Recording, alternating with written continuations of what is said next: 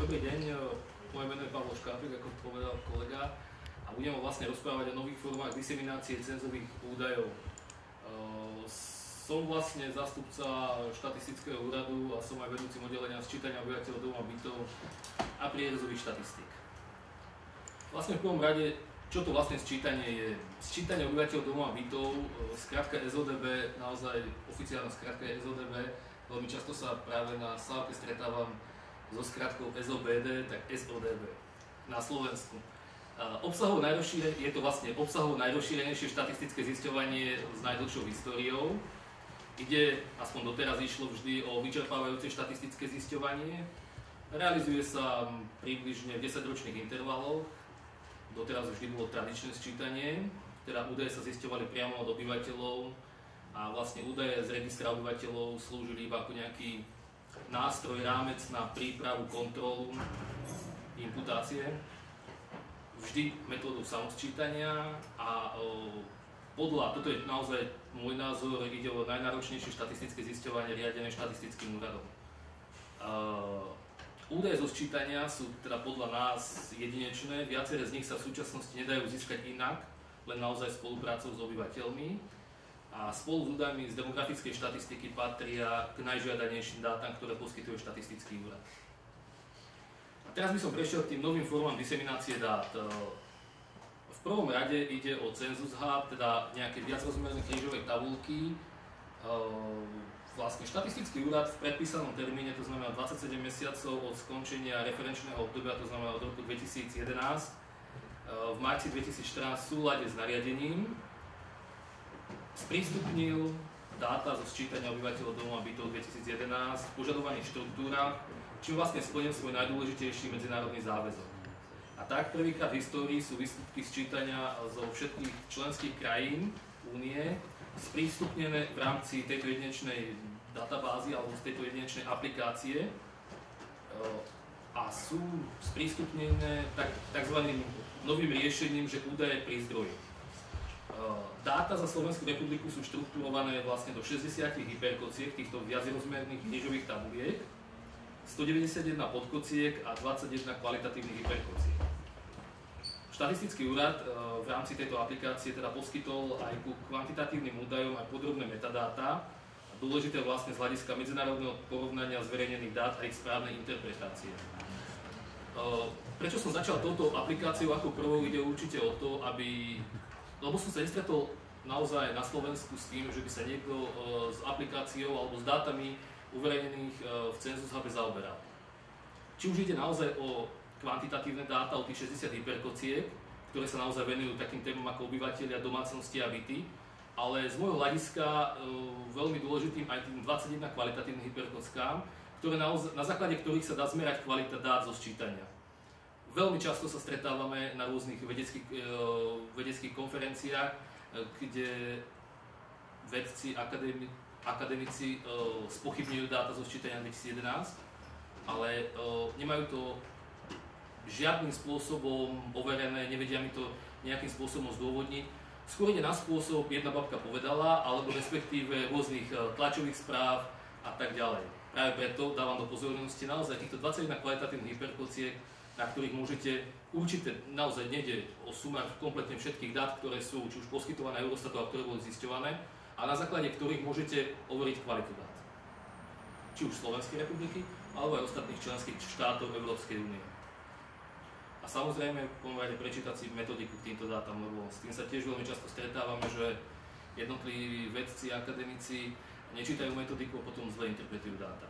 Ďalšia vec, alebo ďalšia aplikácia, ktorú sme dáta z Cenzu 2011 sprístupnili verejnosti, tak je aplikácia DataCube, kde ide vlastne multidimenzionálnu tabuľku veľmi blízku spôsobu Census Hubu, najmä tým, že ide vlastne úplne o tie isté dáta. Ide o tie isté dáta, avšak na inej štruktúre a inej územnej úrovni.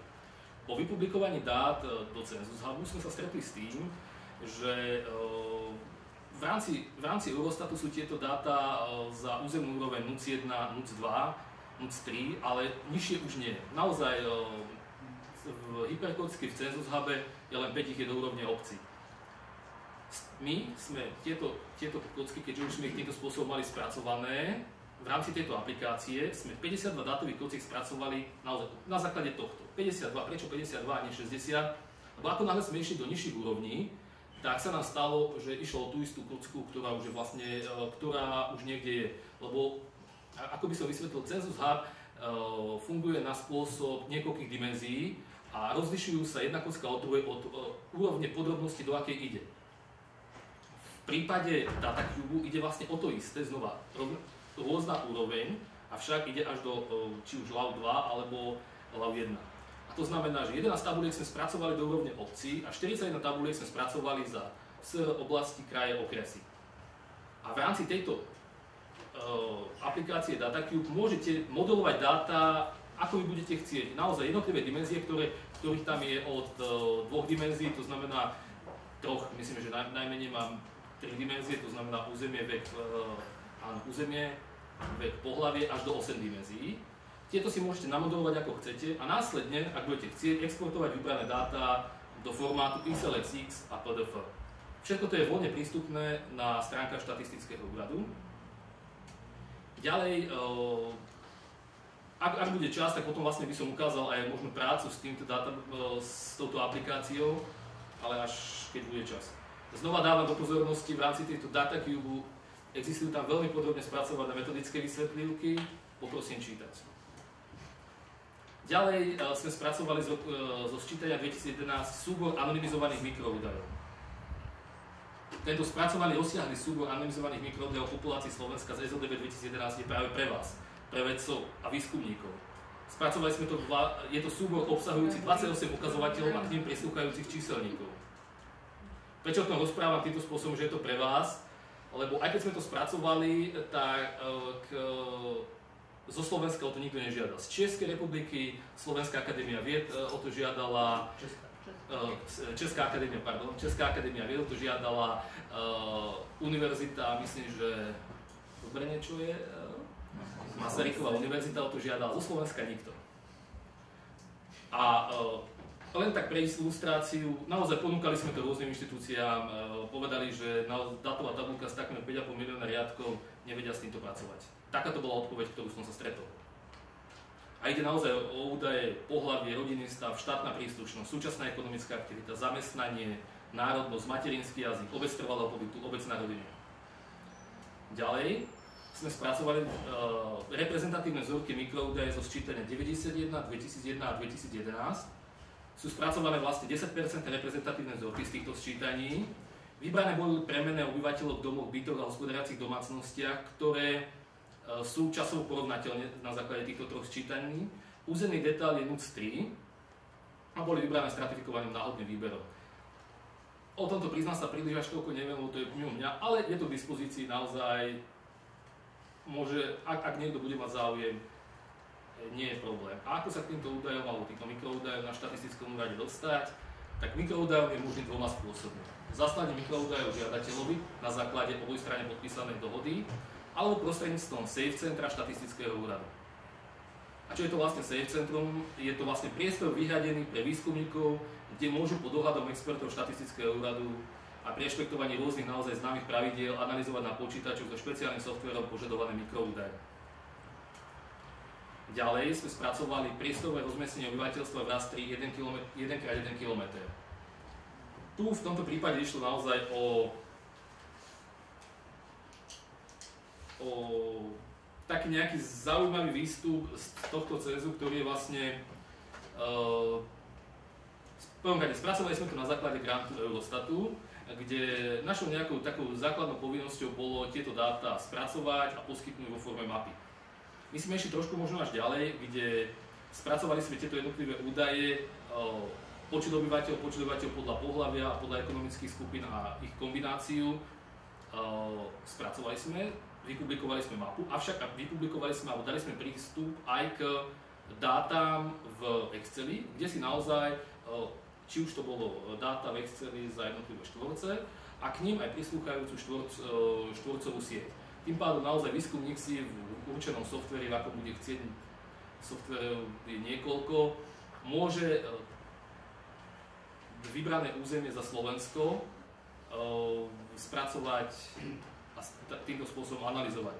Vlastne a takýto raster Slovenska, toto len tak na ilustráciu som tu dal, je tvorený 50 661 štvorcami a z nich je vlastne len 15 887 obývaných, to znamená nejakých 31,4%. Stretol som sa otázkou aj prečo 50 661 štvorcov, keďže Slovensko nemá 50 661 km štvorcových, tak je to úplne jednoduchým spôsobom, keď ide o európsku sieť a niektoré štvorce naozaj môže mať 2-3 metre na Slovensku, ostatné v Českej republike a tak ďalej v susedných krajinách. A vlastne ostatné spôsoby publikovania dát z cenzu 2011, to už je naozaj len také ukážku, kedy vydali sme 12 dátových publikácií, 10 analytických publikácií, 5 typov brožúr v slovenskom a anglickom jazyku, 80 dátových tabuliek o dochádzke a odchádzke, ktoré sú aj voľne prístupné na našej stránke, to tiež z minulých čítaní nebolo. Ďalej 112 tabuliek dát pre OSN a OECD, ktoré tieto inštitúcie majú na svojej stránke. Potom dátové tabulky s vybranými premennými. Tu by som len vyšpecifikoval, o aké dátové tabulky ide. Ide o najžiadanejšie údaje, ktoré boli, alebo najžiadanejšie dáta, ktoré po mne verejnosť, či už odborná alebo laická, chcela na základe nejakých tých ad hoc požiadaviek. Ďalej v rámci otvorených dát data.gov.sk je uverejnených 60 datasetov, je spracovaný štatistický lexikon obcí Slovenskej republiky 2011 a len tak pre ilustráciu, v súčasnosti asi najžiadanejšie, čo je, tak veľmi veľa ľudí chce ad hoc požiadavku. Už nechce takúto požiadavku v štruktúre, ktoré boli v minulosti, kedy naozaj tie vypublikované tabulky mali za 2-3 sčítania rovnakú štruktúru, ale ide veľmi často o ad hoc požiadavku. A takýchto ad hoc požiadavku doteraz cez moje oddelenie, alebo respektíve cez odbor štatistiky obyvateľstva prešlo okolo 2000. Ďakujem za pozornosť. Ale zostal nám ešte čas, takže si myslím niečo, bo máme ešte vlastne v podstate asi 8-9 minút, že niečo to ešte zostane čas, tak nemusíme povedať. Môžem k DataCube alebo Census Hub, ak tu máš nejaký prehliadač. No neviem, teraz asi nefunguje internet. Aha. Myslím, že nie? Nefunguje? Myslím, že asi tu nie je zrovna. Ja, tu nie je. Ale ani počítač nie je prednastavený, ten druhý je odcestovaný. Tak ja som vám chcel vlastne ukázať fungovanie tohto DataCube, kedy naozaj na jednotlivé kocky, jednotlivé dimenzie, ktoré tam máme, si môžete prenášať či do stĺpcov. Úplne obyčajná kontingenčná tabuľka, ak pracujete s kontingenčnými tabuľkami, tak toto mi naozaj prípada čisto ako kontingenčná tabuľka. Len, ak teda mám čas, tak na záver by som chcel povedať, alebo teda možno rozprávať o tom, že naozaj v prvom rade čítajte si metodické vysvetlivky. Veľmi často sa mi stáva pri interpretácii dát, ktoré vám poskytnem, alebo teda poskytnem len vám, ale poskytnem verejnosti, že neprečítajú si metodické vysvetlivky.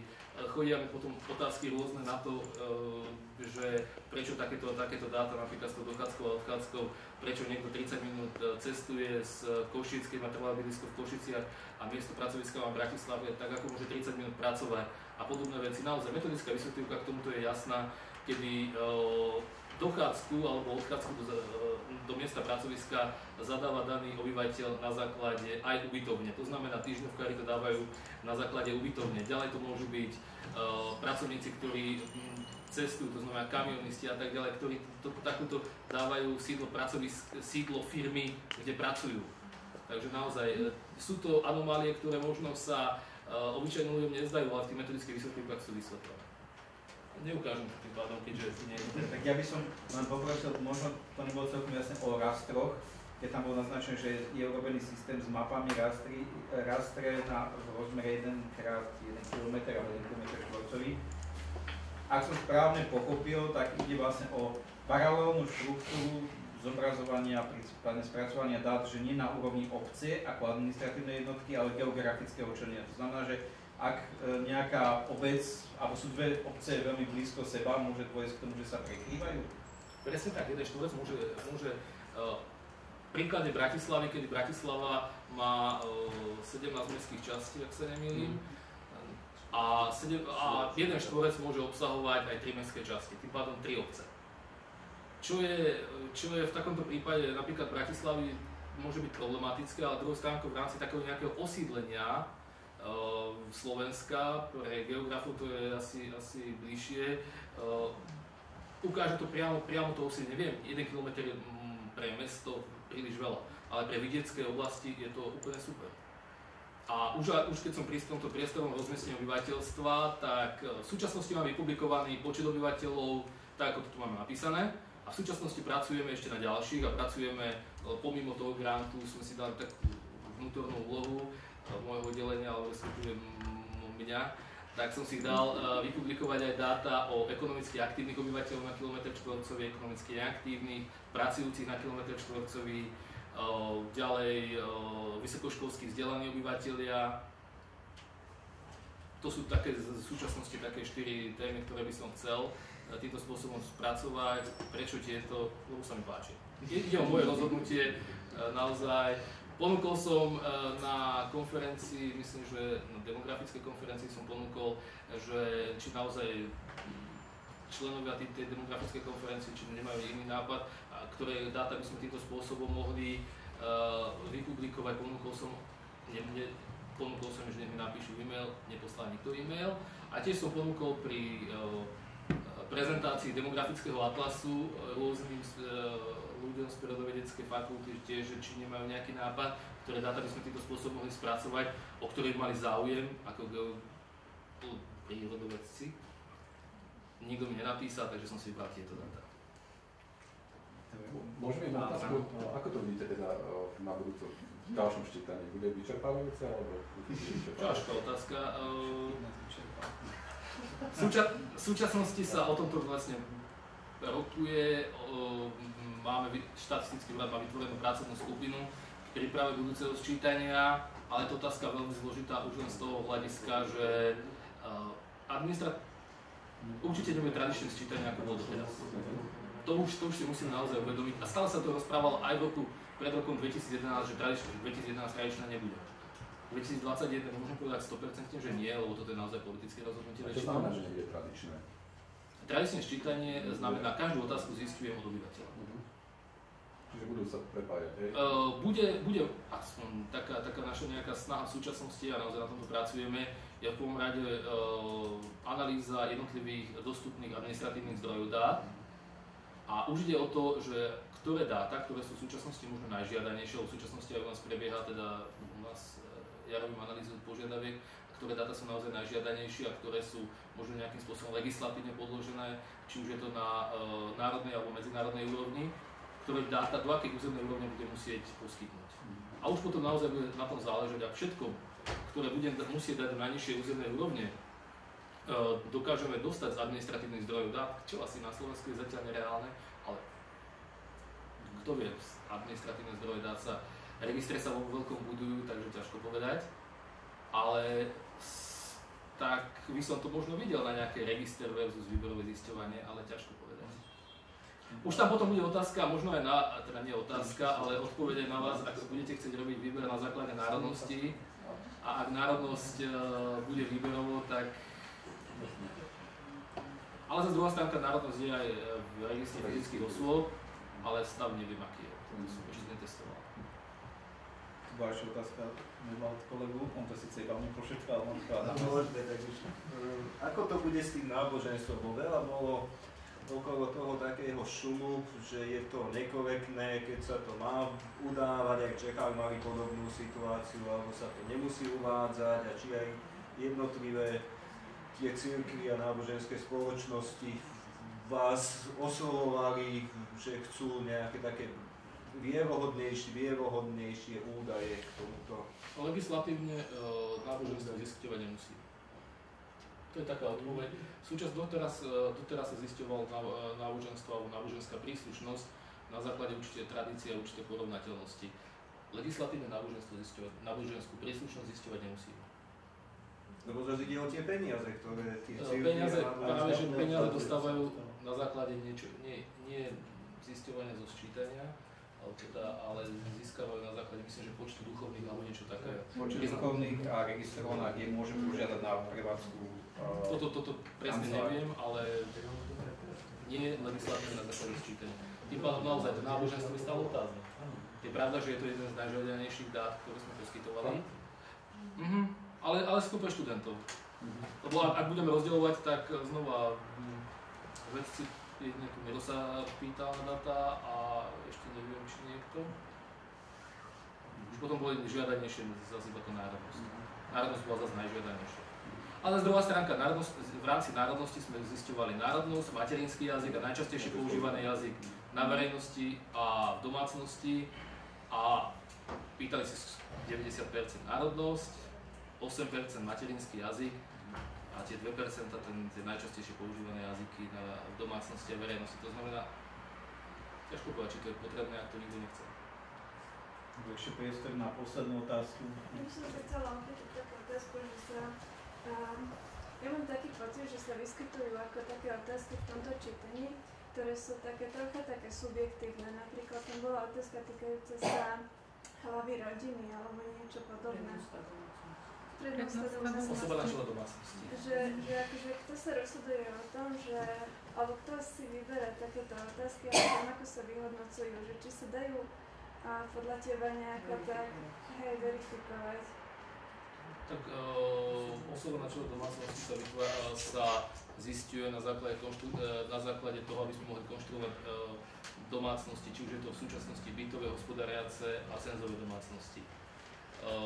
Ide naozaj o subjektívne vyjadrenie daných členov domácnosti, kto bude osoba na čele domácnosti a kto bude vlastne, všetky ostatné vzťahy sa vlastne dávajú k tejto osobe na čele domácnosti. Napravdu sa pýtam, že či toto nepociťujete ako nejaký problém, že akože sa od toho odvodzujú akože mnohé veci a keď tá samotná otázka je taká možno, že niektoré formy domácnosti môžu mať problém na túto odpovedať. To je otázka už v budúcnosti, kedy pri budúcom sčítaní za domácnosti musíme teda spracovať dáta pre Eurostat a určite nebudeme zisťovať týmto spôsobom, ako sa zisťovalo v roku 2011, ale metodologicky sa to bude zisťovať na základe matice vzťahov. To znamená, tak ako sa zisťuje v iných výberových zisťovaniach v súčasnosti, či už je to EU-SILK alebo rodinné účty, myslím, že dokonca aj IKT, čo je organizované štatistickým úradom, tak zisťuje sa na základe matice vzťahov, to znamená vzťah ku každému členu domácnosti a tým pádom na základe toho sa budú konštruovať rodiny. Druhá stránka je to, že akým spôsobom to zisťujú v zahraničí, lebo toto je otázka, to je povinná otázka na základe nariadenia, ktorú musíme dať, či už je to o počte súkromných domácností, type súkromných domácností, veľkosti a tak ďalej, ale aj základov rodín, nielen súkromných domácností, ktoré musíme dávať na základe nariadenia do úrovne LAU 2, to znamená do úrovne obce. A kde napríklad krajiny, ktoré zistujú tieto, alebo ktoré majú sčítanie položené na registroch, čisto registrov, tak majú na to spravený vzorec. A tvoria rodiny, osobu na čele a vzťahy na základe určitého vzorca. To znamená, konštruujú to naozaj na základe nejakého počítačového vzorca, ktorý, priznám sa, neviem, či je dobrý alebo zlé. To už je len otázka naozaj také nejakej porovnateľnosti v rámci kvalitatívnych hyperkociek. Ja mám pri tejto otázke nápadlo, videl som na jednej konferencii, Švajčari navrhovali sledovanie náboženskej príslušnosti cez cenzy, lebo v nemeckých hovoriacich krajinách vlastne kto sa prihlási k náboženstvu, sa prihlási preto, že platí cirkevné dane.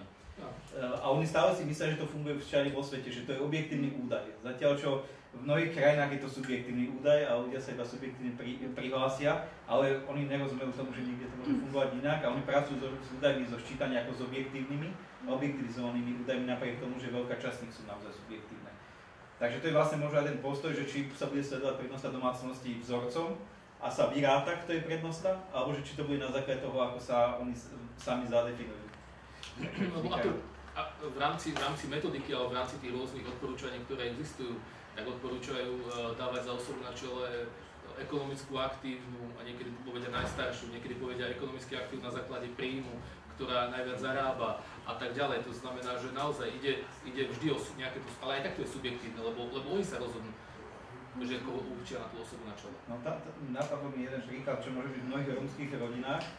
Stále dávajú mužovi, že je hlavou domácnosti, aj to rešpektujú, ale prakticky zdrojom príjmov býva niekedy žena. Takže napríklad podľa takých vzorcov by sa stalo, že by vyšla z toho matka ako hlava rodiny ale oni všetci považujú aj za tej štruktúry fungovania vzťahov, že ten muž je hlava rodiny, takže to môže byť, kto vie, čo z toho vyjde potom, alebo na čo bude postavený ten vzorec, a čo všetko bude zohľadňovať, aby sa dal vyrátať, že kto je hlava rodiny. Či to bude iba čisto objektivizované, alebo tam zostane priestor pre tie reálne vzťahy, že ten muž síce nemusí byť ekonomický hlavou rodiny, ale môže mať rozhodujúce kompetencie v niektorých veciach.